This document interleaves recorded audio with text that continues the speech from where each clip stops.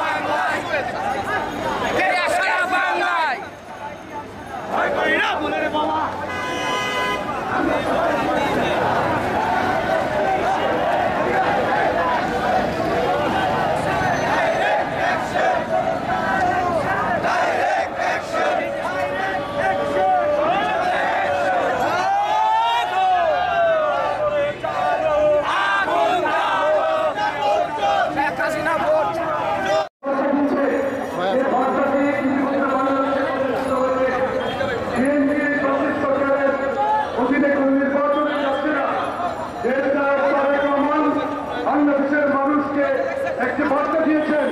এই বার্তাটি হচ্ছে এই ফ্যাসিস্ট সরকার ইতিমধ্যে বাংলাদেশের প্রত্যেকটি প্রশাসনিক কাঠামো, নির্বাচনী ব্যবস্থা সহ আইন বিলে প্রত্যেকটি জায়গাকে তারা ধ্বংস করে দিয়েছে। তারই প্রতিফলন কালকের এই নির্বাচনে মানুষের শূন্য উপস্থিতি। তার মানে বাংলাদেশের মানুষের কথা বিএনপি করছে, এদেশের জনগণের